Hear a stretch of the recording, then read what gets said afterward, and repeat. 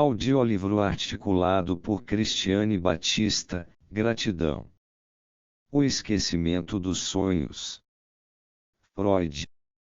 Sugiro, por conseguinte, que nos voltemos primeiro para um tema que levanta uma dificuldade que até agora não foi levada em consideração, mas que, não obstante, é capaz de jogar por terra todos os nossos esforços de interpretação dos sonhos. Já se objetou, em mais de uma ocasião, que na verdade não temos nenhum conhecimento dos sonhos que nos dispomos a interpretar ou, falando mais corretamente, que não temos nenhuma garantia de conhecê-los como realmente ocorreram. Em primeiro lugar, o que lembramos de um sonho, aquilo em que exercemos nossa arte interpretativa, já foi mutilado pela infidelidade de nossa memória, que parece singularmente incapaz de reter um sonho e bem pode ter perdido exatamente as partes mais importantes de seu conteúdo. É muito frequente, ao procurarmos voltar a atenção para um de nossos sonhos, vermos-nos lamentando o fato de que, embora tenhamos sonhado mais, não conseguimos recordar nada além de um único fragmento, ele próprio relembrado com peculiar incerteza. Em segundo lugar, temos todas as razões para suspeitar de que nossa lembrança dos sonhos não só é fragmentada, mas decididamente inexata e falsa.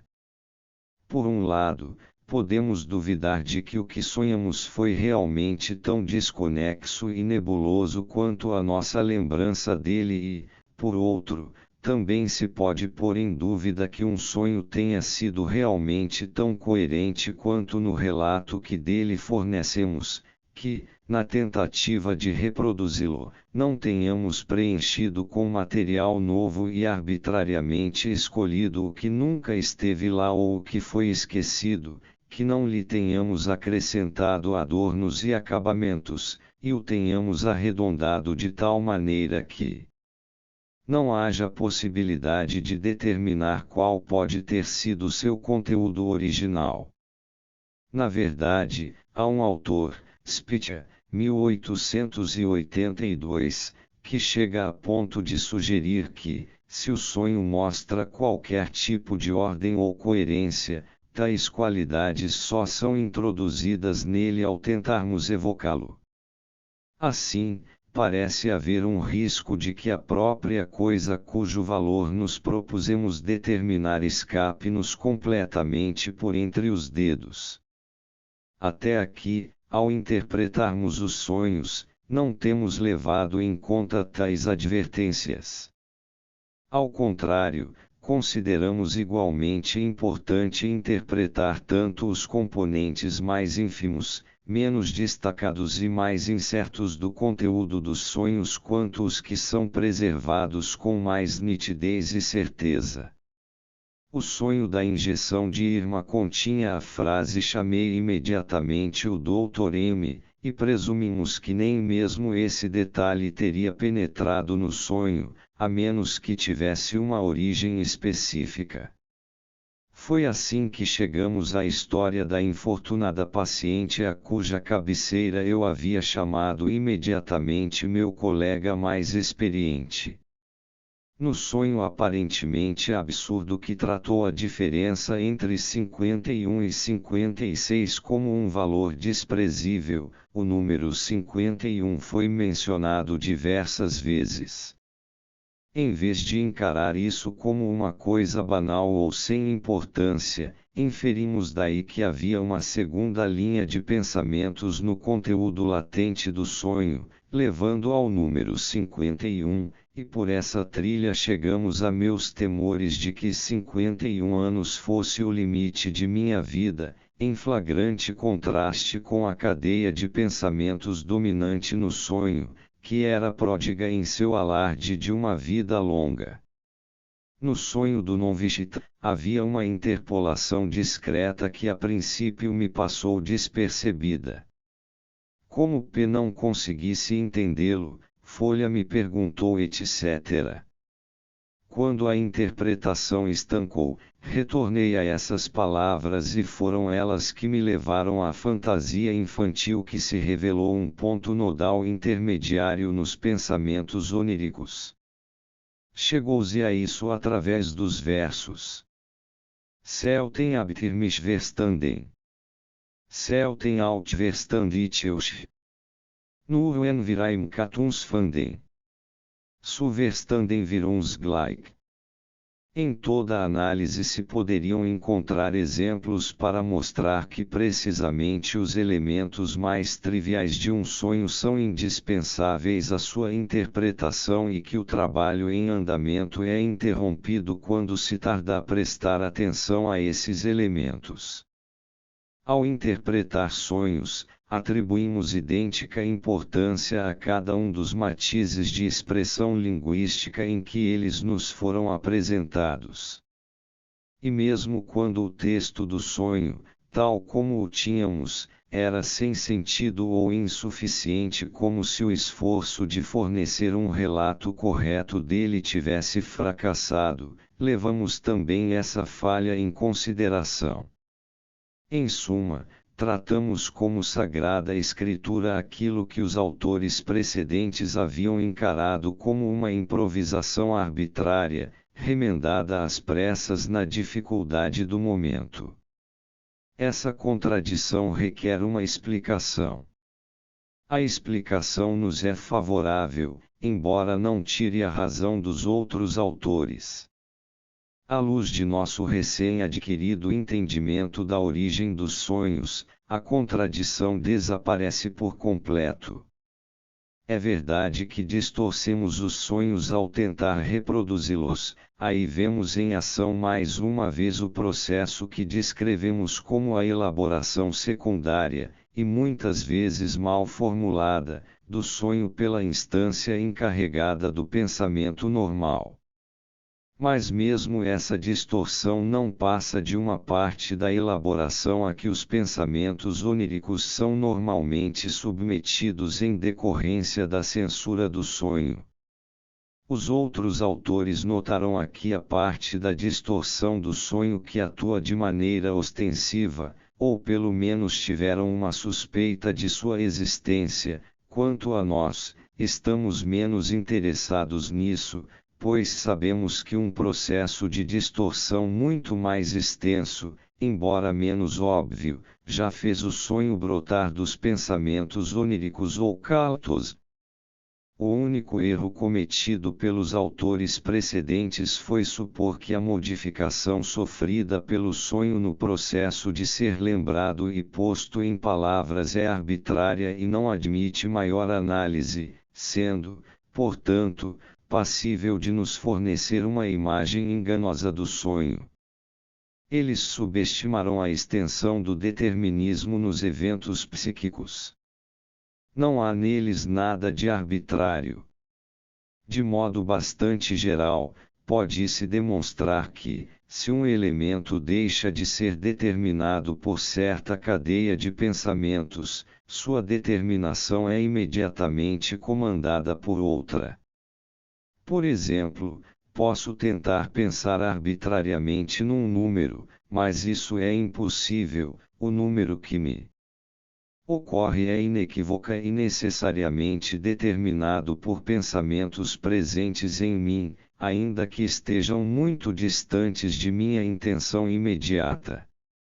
Do mesmo modo, as modificações a que os sonhos são submetidos na redaction realizada na vida de vigília tampouco são arbitrárias.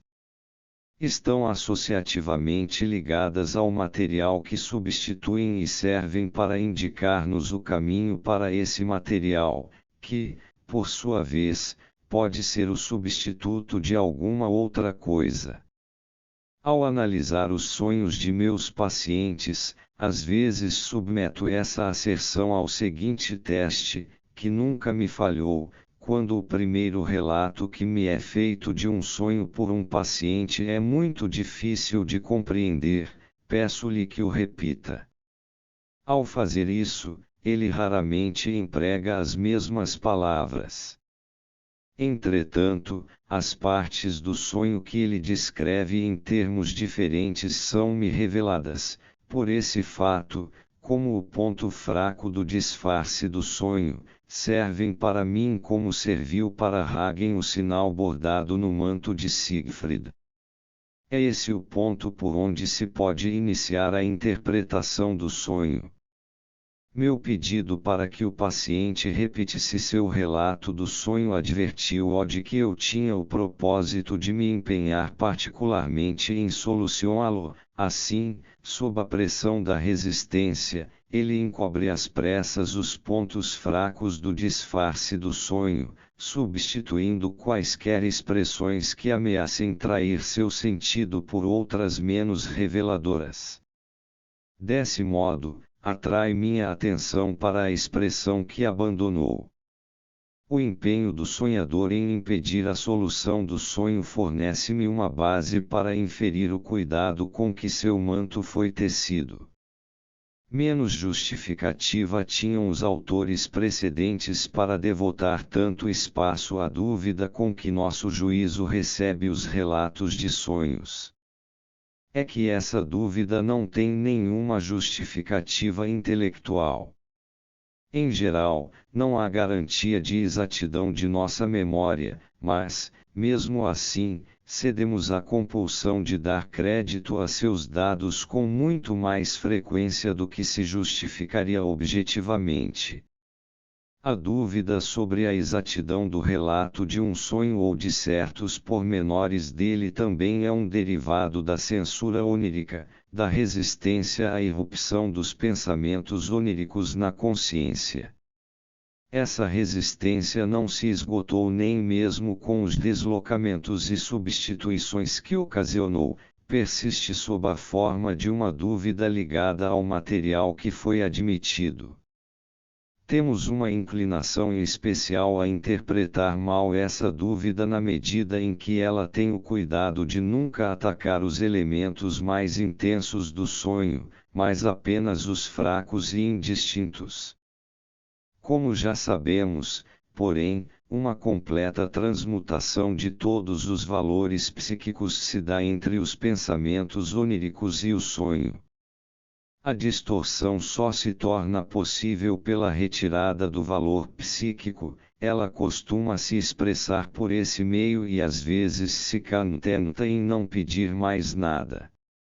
Assim, quando um elemento indistinto do conteúdo do sonho é, além disso, atacado pela dúvida, temos aí uma indicação segura de que estamos lidando com um derivado mais ou menos direto de um dos pensamentos oníricos proscritos. O estado de coisas é como o que se instaurava após uma grande revolução numa das repúblicas da antiguidade ou da renascença. As famílias nobres e poderosas que antes haviam dominado o cenário eram mandadas para o exílio e todos os altos postos eram ocupados por recém-chegados. Apenas os membros mais empobrecidos e impotentes das famílias derrotadas ou seus dependentes distantes tinham permissão de permanecer na cidade e, mesmo assim, não desfrutavam plenos direitos civis e eram encarados com desconfiança. A desconfiança, nessa analogia, corresponde à dúvida no caso que estamos considerando. É por isso que, ao analisar um sonho, insisto que se abandone toda a escala de estimativas de certeza e que a menor possibilidade de que possa ter ocorrido no sonho algo de tal ou qual natureza seja tratada como uma certeza completa. Ao rastrear a origem de qualquer elemento do sonho, descobrir-se-á que, a menos que essa atitude seja adotada com firmeza, a análise se estagnará. Quando se lança qualquer dúvida sobre o valor do elemento em questão, o resultado psíquico, no paciente, é que não lhe ocorre nenhuma das representações involuntárias subjacentes a esse elemento. Esse resultado não é evidente por si só. Não seria absurdo que alguém dissesse: não sei ao certo se tal ou qual coisa entrou no sonho, mas eis o que me ocorre a respeito. Na verdade, porém, ninguém jamais diz isso, e é precisamente o fato de a dúvida produzir esse efeito de interrupção na análise que a revela como um derivado e um instrumento da resistência psíquica. A psicanálise é justificadamente desconfiada. Uma de suas regras é que tudo o que interrompe o progresso do trabalho analítico é uma resistência. Também o esquecimento dos sonhos permanece inexplicável se não levarmos em consideração o poder da censura psíquica. Em diversos casos, a sensação de se haver sonhado muito durante a noite e de se haver retido apenas uma pequena parcela disso pode, na realidade, ter outro sentido, por exemplo, o de que o trabalho do sonho se manteve perceptivelmente ativo a noite inteira, mas só deixou atrás de si um sonho curto. Não se pode duvidar de que nos esquecemos cada vez mais dos sonhos à medida que o tempo passa após o despertar, muitas vezes os esquecemos apesar dos mais esmerados esforços de relembrá-los. Entretanto, acredito que a extensão desse esquecimento costuma ser superestimada, e de maneira semelhante se superestima o grau em que as lacunas do sonho limitam nosso conhecimento dele. Com frequência se pode resgatar, por meio da análise, tudo o que foi perdido pelo esquecimento do conteúdo do sonho. Pelo menos num número bastante grande de casos pode-se reconstruir, a partir de um único fragmento remanescente, não o sonho, é verdade o que, de qualquer modo, não tem nenhuma importância, mas todos os pensamentos oníricos. Isso exige certa dose de atenção e autodisciplina na condução da análise. Isto é tudo, mas mostra que não faltou a atuação de um propósito hostil no esquecimento do sonho. Uma prova convincente do fato de que o esquecimento dos sonhos é tendencioso e serve aos propósitos da resistência é fornecida quando se tem a possibilidade de observar, nas análises, um estágio preliminar de esquecimento. Não é incomum que, no meio do trabalho de interpretação, uma parte omitida do sonho venha à luz e seja descrita como um elemento que ficará esquecido até então. Ora, uma parte do sonho assim resgatada do esquecimento é, invariavelmente, a mais importante, situa-se sempre no caminho mais curto para a solução do sonho e por isso foi mais exposta à resistência do que qualquer outra parte. Entre os exemplos de sonhos dispersos neste volume, há um em que parte do conteúdo foi acrescentada dessa forma como uma reflexão posterior. Trata-se do sonho em que me vinguei de 2 desagradáveis companheiros de viagem e que tive de deixar quase sem interpretação por ser grosseiramente indecente. A porção omitida era a seguinte: eu disse em inglês, referindo-me a uma das obras de Schiller, It is from, mas, percebendo o erro, corrigi-me, It is by, sim, comentou o homem com sua irmã, ele disse isso corretamente. As autocorreções nos sonhos, que parecem tão maravilhosas a certos autores, não precisam ocupar nossa atenção. Indicarei, em vez disso, a lembrança que serviu de modelo para meu erro verbal nesse sonho. Quando tinha 19 anos, visitei a Inglaterra pela primeira vez e passei um dia inteiro nas praias do mar da Irlanda. Naturalmente, regalei-me com a oportunidade de recolher animais marinhos deixados para trás pela maré e estava ocupado com uma estrela do mar. As palavras outurnioloturealesma do mar ocorreram no início do sonho quando uma encantadora garotinha aproximou-se de mim e perguntou: é uma estrela do mar? Está viva? Is it alive? Sim, respondi, está viva, is alive, e, em seguida, envergonhado com meu erro, repeti a frase corretamente. O sonho substituiu o erro verbal cometido naquela época por outro em que um alemão está igualmente sujeito a incorrer. Das Buch ist von Schiller deveria ser traduzido não por Fram, mas por Bay. Depois de tudo o que já aprendemos sobre os propósitos do trabalho do sonho e sua escolha temerária de métodos para atingi-los, não ficaremos surpresos em descobrir que ele efetuou essa substituição por causa do magnífico exemplo de condensação possibilitado pela identidade fonética entre o inglês Fram e o adjetivo alemão from, devoto, beato. Mas como foi que minha inocente lembrança da praia entrou no sonho? Ela funcionou como o exemplo mais inocente possível de meu emprego de uma palavra indicativa de gênero ou sexo no lugar errado de eu trazer à baila o sexo, a palavra re, onde ele não era cabível. Essa, aliás, foi uma das chaves para a solução do sonho.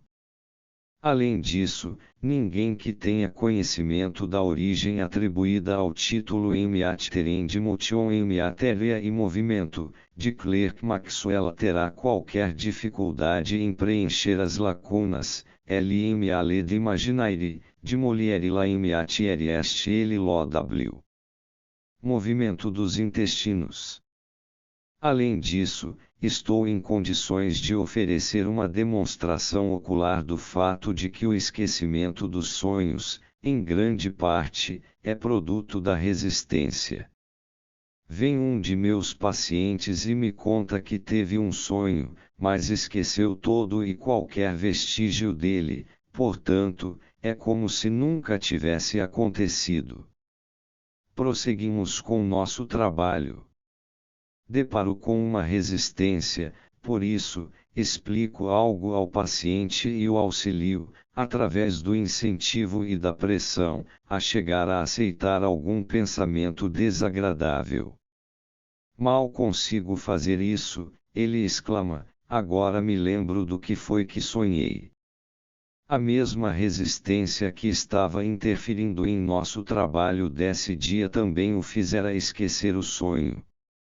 Superando essa resistência, resgatei o sonho para sua memória. Exatamente da mesma maneira, quando um paciente atinge determinado ponto em seu trabalho, é possível que consiga lembrar-se de um sonho ocorrido há 3 ou 4 dias, ou até mais, e que até então permanecerá esquecido. A experiência psicanalítica forneceu-nos ainda outra prova de que o esquecimento dos sonhos depende muito mais da resistência que do fato, acentuado pelas autoridades, de serem os estados de vigília e sono estranhos um ao outro. Não raro me acontece, tal como a outros analistas e a pacientes em tratamento, depois de ser despertado por um sonho, por assim dizer, passar imediatamente, e em plena posse de minhas faculdades intelectuais, a interpretá-lo. Nessas situações, muitas vezes me recusei a descansar enquanto não chegasse a uma compreensão completa do sonho, contudo, já me aconteceu, algumas vezes, depois de finalmente acordar pela manhã, constatar que havia esquecido inteiramente tanto minha atividade interpretativa quanto o conteúdo do sonho, apesar de saber que tivera um sonho e que o interpretara. É muito mais frequente o sonho arrastar consigo para o esquecimento os resultados de minha atividade interpretativa do que minha atividade intelectual conseguir preservá-lo na memória. Não obstante, não existe entre minha atividade interpretativa e meus pensamentos de vigília o abismo psíquico que as autoridades supõem para explicar o esquecimento dos sonhos. Morton Prince, 1910, levantou objeções à minha explicação do esquecimento dos sonhos, alegando que o esquecimento é apenas um caso particular da amnésia ligada a estados mentais dissociados, que é impossível estender minha explicação dessa amnésia especial a outros tipos e que, por conseguinte, minha explicação é destituída de valor até mesmo para seu propósito imediato. Seus leitores são assim lembrados de que, ao longo de todas as descrições que faz desses estados dissociados, ele nunca tentou descobrir uma explicação dinâmica para tais fenômenos. Se o tivesse feito, teria inevitavelmente descoberto que o recalque, ou, mais precisamente, a resistência criada por ele, é a causa tanto das dissociações quanto da amnésia ligada ao conteúdo psíquico destas.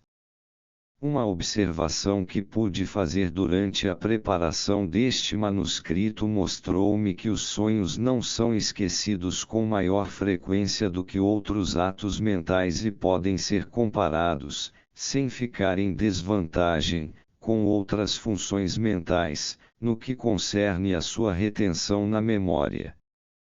Eu havia conservado registros de um grande número dos meus próprios sonhos que, por uma razão ou outra, não pudera interpretar por completo na época ou deixara inteiramente sem interpretação. E agora, passados 1 a 2 anos, tentei interpretar alguns deles com a intenção de obter mais material para ilustrar meus pontos de vista. Essas tentativas tiveram êxito na totalidade dos casos. De fato, pode-se dizer que a interpretação progrediu com mais facilidade após esse longo intervalo do que na época em que o sonho era uma experiência recente. Uma possível explicação disso é que, nesse intervalo, superei algumas das resistências internas que antes me obstruíam. Ao fazer essas interpretações posteriores, comparei os pensamentos oníricos que evocara na época do sonho com a produção atual, geralmente muito mais abundante, e constatei que os antigos estavam sempre incluídos entre os novos. Meu assombro diante disso foi prontamente sustado pela consideração de que, desde longa data, desenvolvi o hábito de fazer com que meus pacientes, que às vezes me contam sonhos de anos anteriores, interpretem-nos pelo mesmo procedimento e com o mesmo sucesso como se os houvessem sonhado na noite anterior. Quando chegar à discussão dos sonhos de angústia, apresentarei 2 exemplos dessas interpretações adiadas.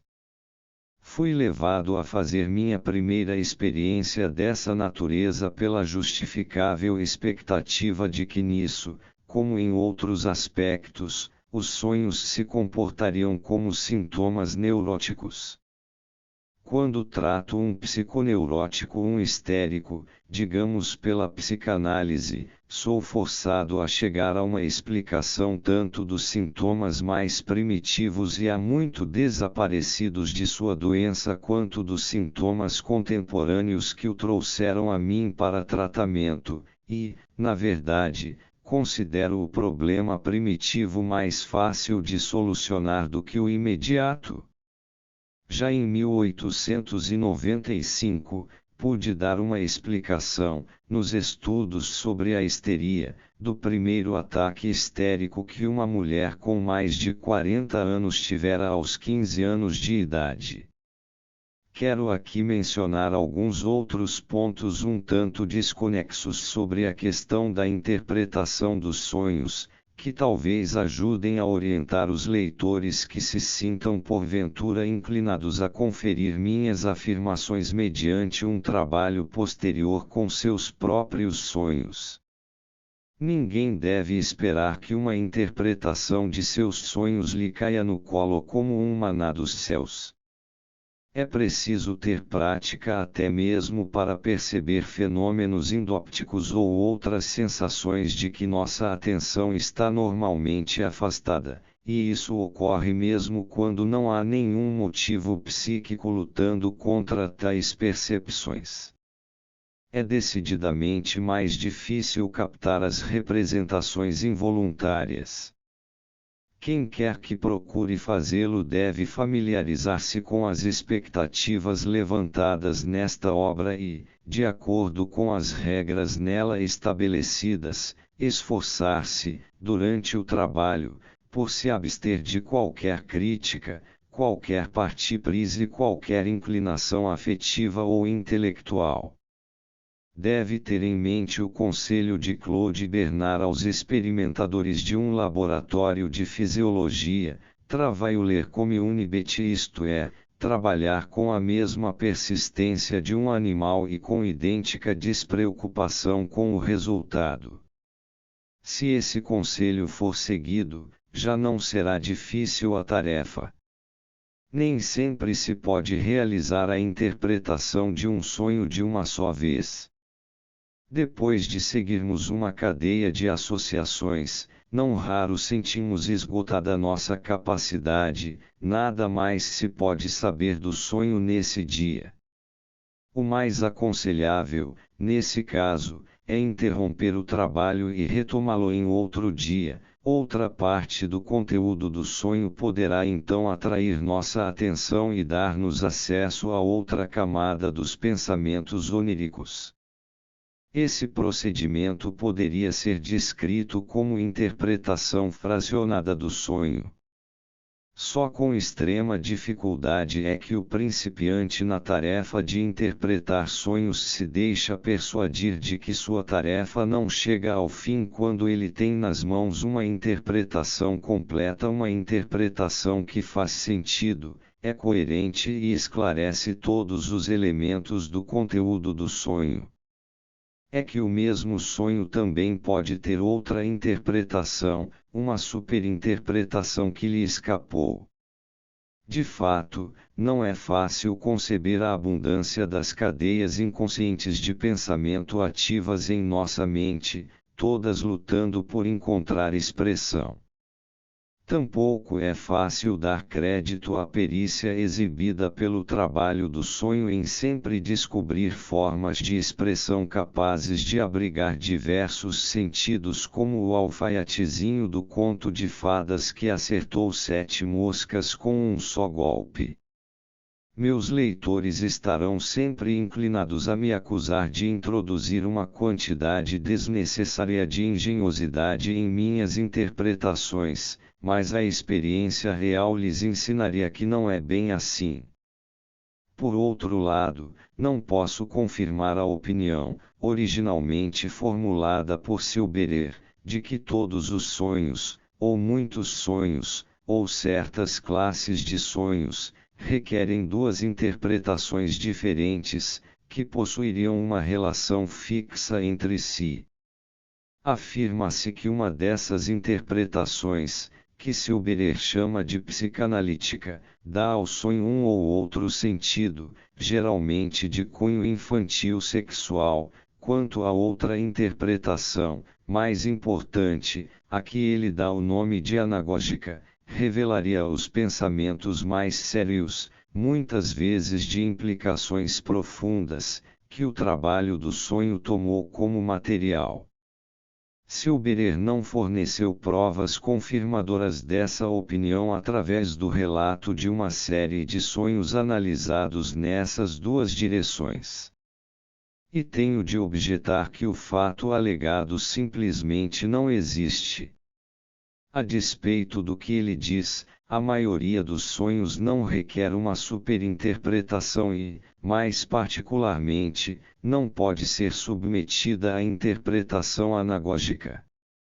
Tal como ocorre com muitas outras teorias formuladas em anos recentes, é impossível desprezar o fato de que as opiniões de Silberer são influenciadas, até certo ponto, por uma tendência que visa a disfarçar as circunstâncias fundamentais em que se formam os sonhos e desviar o interesse de suas raízes instintuais.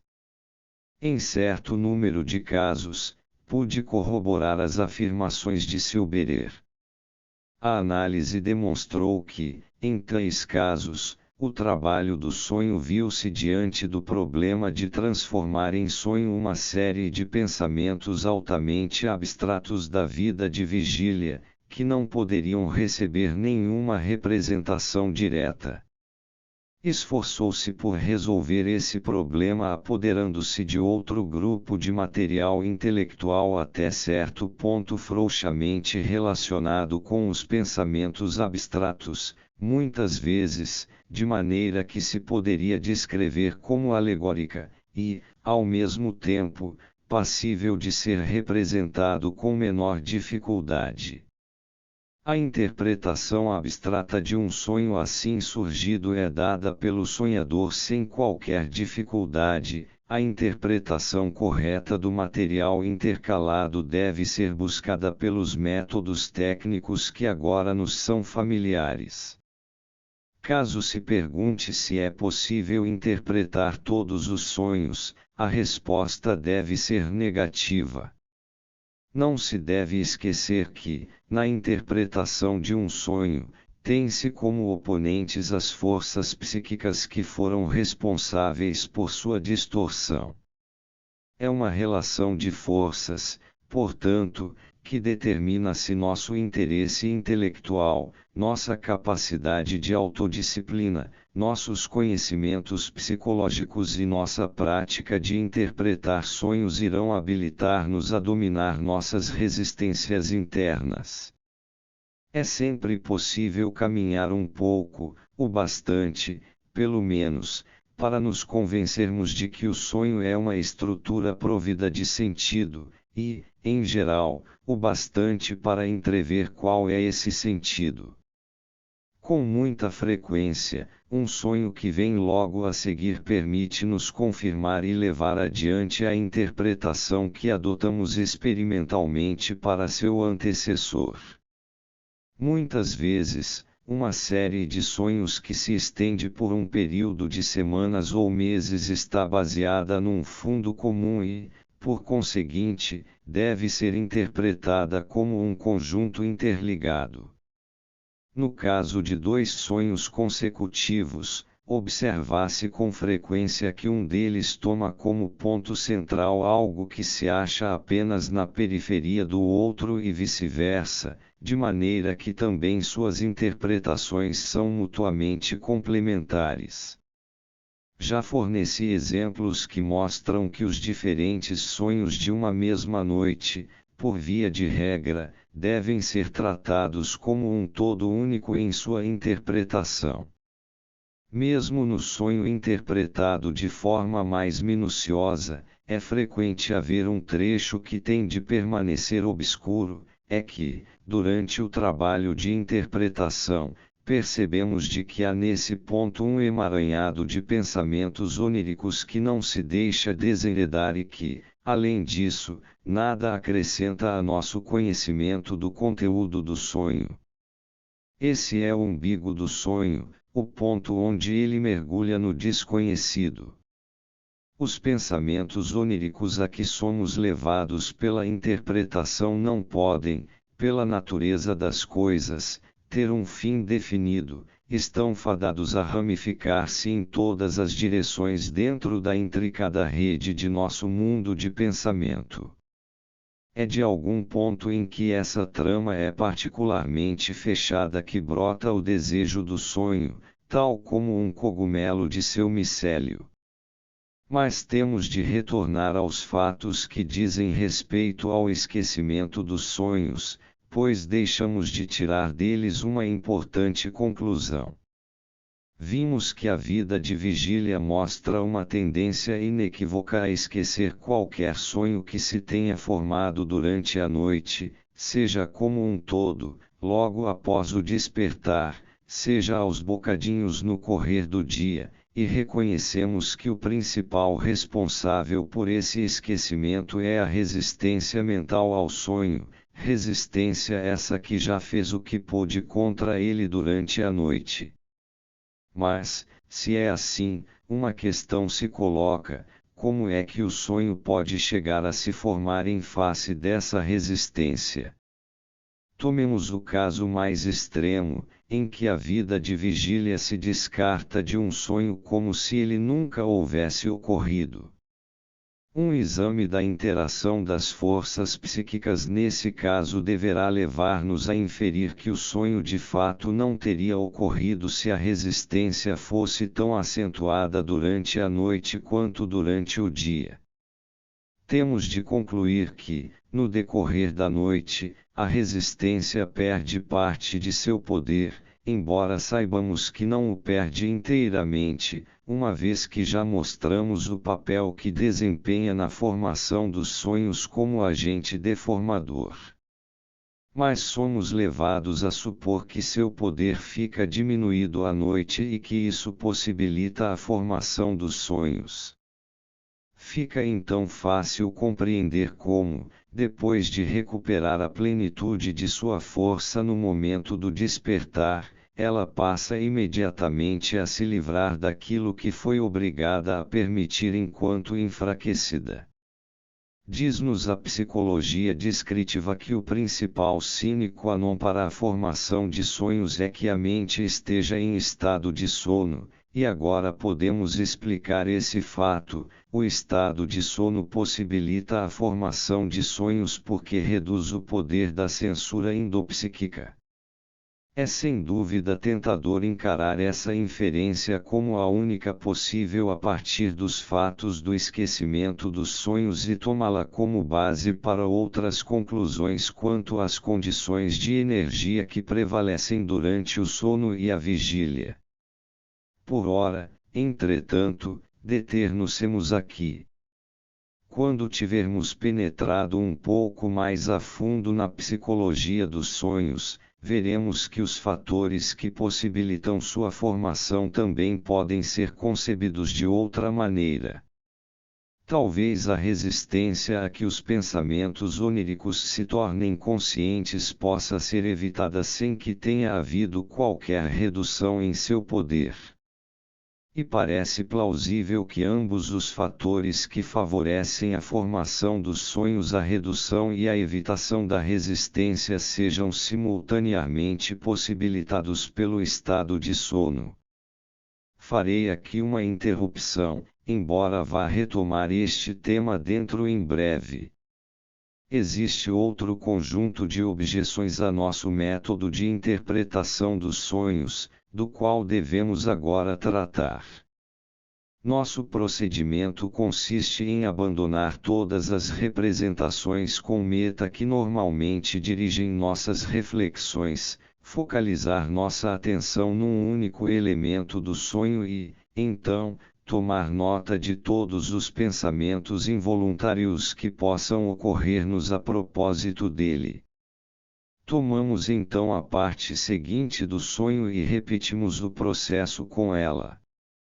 Deixamo-nos impelir por nossos pensamentos, qualquer que seja a direção em que nos conduzam, e assim vagamos a esmo de uma coisa para outra.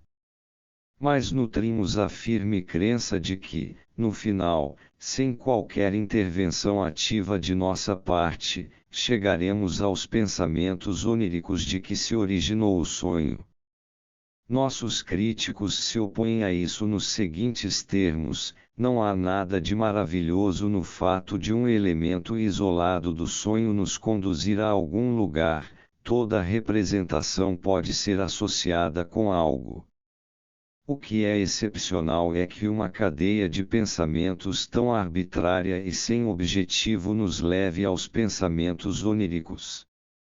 A probabilidade é que estejamos nos iludindo. Seguimos uma cadeia de associações que parte de um elemento até que, por uma razão ou outra, ela parece romper-se. Se tomarmos então um segundo elemento, é de esperar que o caráter originalmente irrestrito de nossas associações se estreite, pois ainda temos a cadeia anterior de associações em nossa memória e, por essa razão, ao analisarmos a segunda representação onírica, é mais provável que esbarremos em associações que tenham algo em comum com as da primeira cadeia. Iludimo-nos então com a ideia de havermos descoberto um pensamento que é um ponto de ligação entre dois elementos do sonho. Uma vez que nos damos total liberdade para ligar os pensamentos como bem entendermos, e visto que, na realidade, as únicas transições que excluímos de uma representação para outra são as que vigoram no pensamento normal, não teremos nenhuma dificuldade, com o correr do tempo, em compor, a partir de alguns pensamentos intermediários, algo que descrevemos como sendo os pensamentos oníricos e que, embora sem qualquer garantia, pois não dispomos de outros conhecimentos do que sejam os pensamentos oníricos, alegamos ser o substituto psíquico do sonho. Mas tudo isso é completamente arbitrário, estamos meramente explorando ligações fortuitas de uma maneira que propicia um efeito engenhoso. Assim, quem quer que se dê a todo esse trabalho inútil poderá arrancar de qualquer sonho a interpretação que mais lhe aprouver. Se de fato nos levantassem tais objeções, poderíamos defender-nos apelando para a impressão causada por nossas interpretações, para as surpreendentes ligações com outros elementos do sonho que emergem enquanto seguimos uma de suas representações isoladas, e para a improbabilidade de que se pudesse chegar a algo capaz de dar uma explicação tão exaustiva do sonho senão seguindo ligações psíquicas já estabelecidas. Poderíamos também assinalar, em nossa defesa, que nosso procedimento na interpretação dos sonhos é idêntico ao procedimento pelo qual resolvemos os sintomas histéricos, e nisso a correção de nosso método é atestada pela emergência e pelo desaparecimento coincidentes dos sintomas, ou, para usar um símile, as afirmações feitas no texto são corroboradas pelas ilustrações que as acompanham.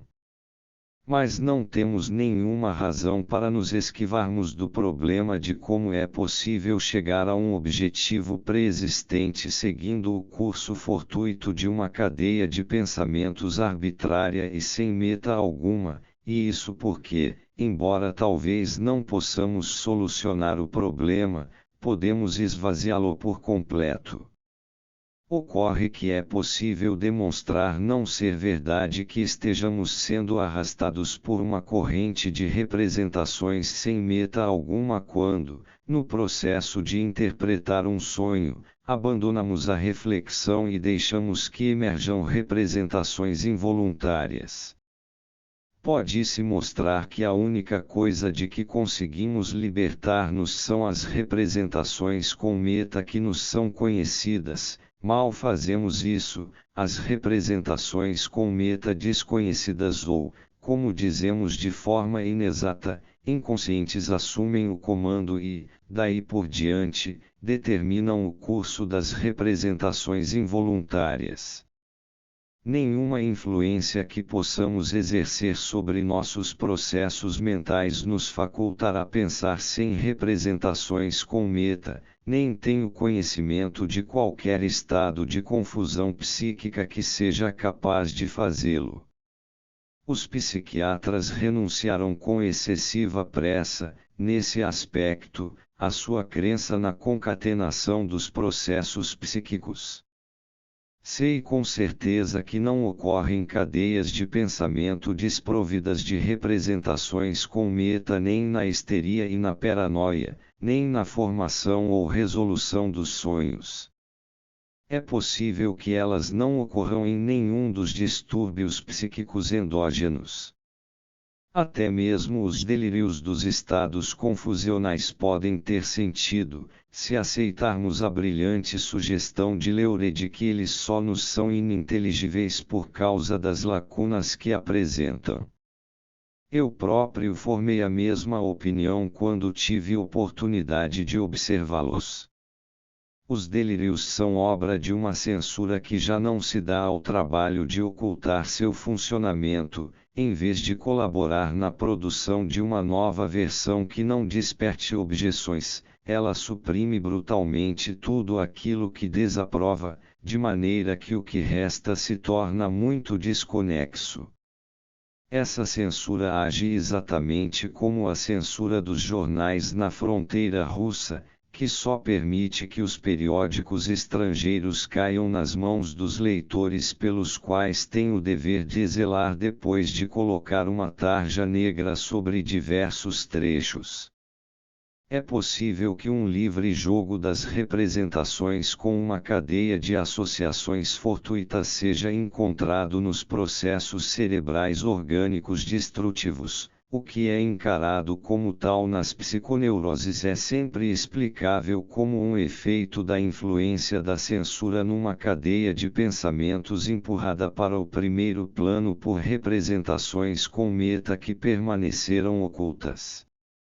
Considerou-se como sinal infalível de que uma associação está isenta da influência de representações com meta o fato de as associações, ou imagens, em questão parecerem interrelacionadas de um modo que se descreve como superficial por assonância, ambiguidade verbal, coincidência temporal sem relação interna de sentido, ou por qualquer associação do tipo que permitimos nos xistes ou nos trocadilhos. Essa característica está presente nas cadeias de pensamento que vão dos elementos do sonho até os pensamentos intermediários e, destes, até os pensamentos oníricos propriamente ditos. Já vimos exemplos disso não sem espanto em muitas análises de sonhos. Nenhuma ligação era solta demais, nenhum xiste era precário demais para servir de ponte entre um pensamento e outro. Mas a verdadeira explicação desse estado de coisas tolerante não tarda em ser descoberta.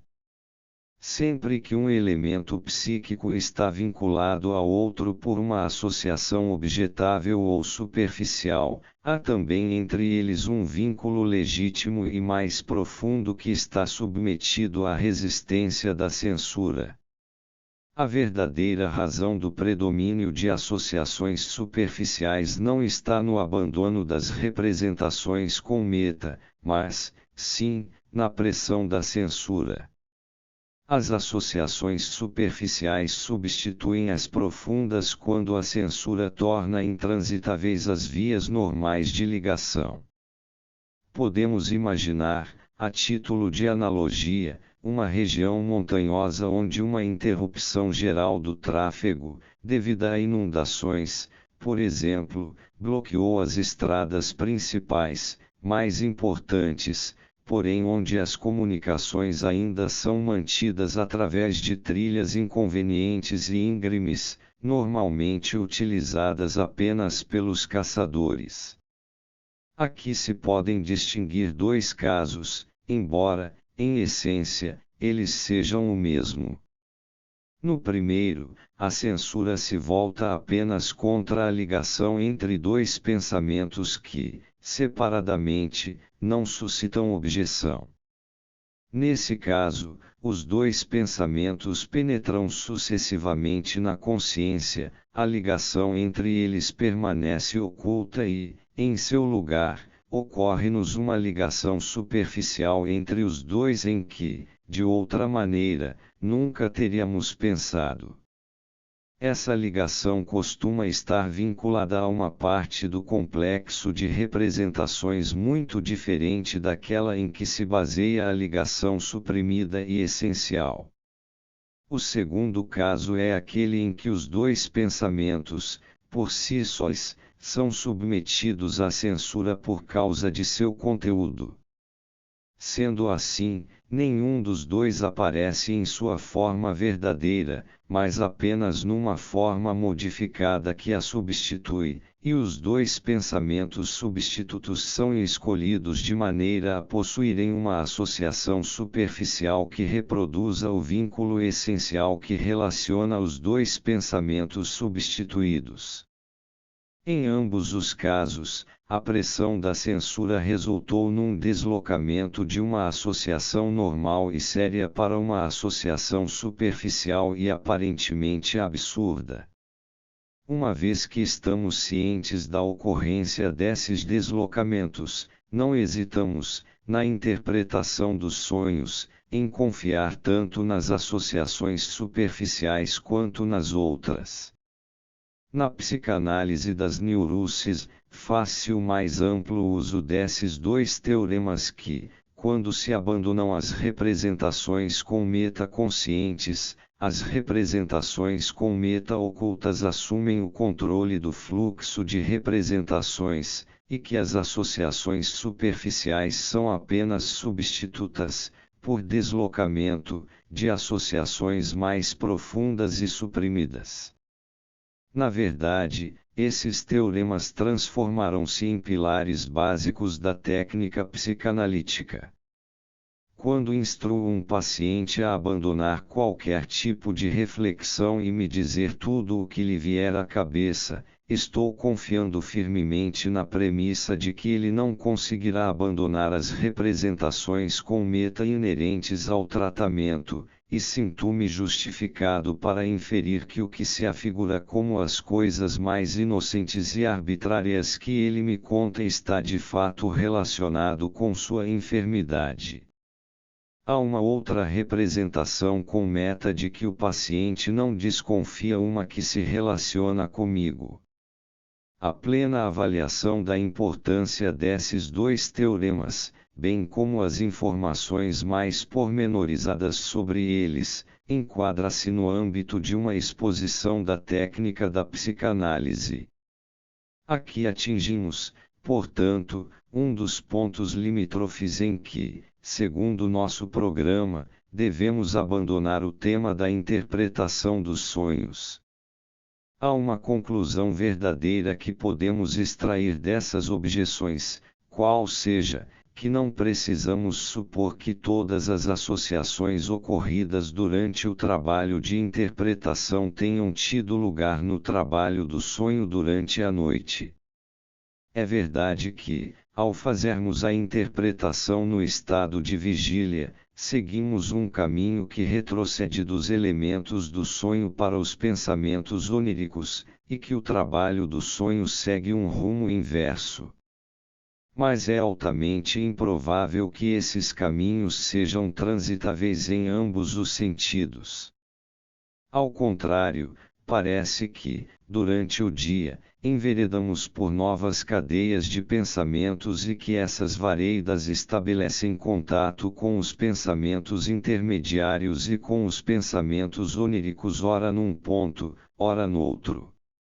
É fácil perceber como, dessa maneira, o novo material diurno se imiscui nas cadeias interpretativas. É provável também que o aumento da resistência instaurado desde a noite torne necessários novos desvios, mais tortuosos. O número e a natureza dos fios colaterais que assim tecemos durante o dia não tem a menor importância psicológica, desde que nos conduzam aos pensamentos oníricos de que estamos à procura.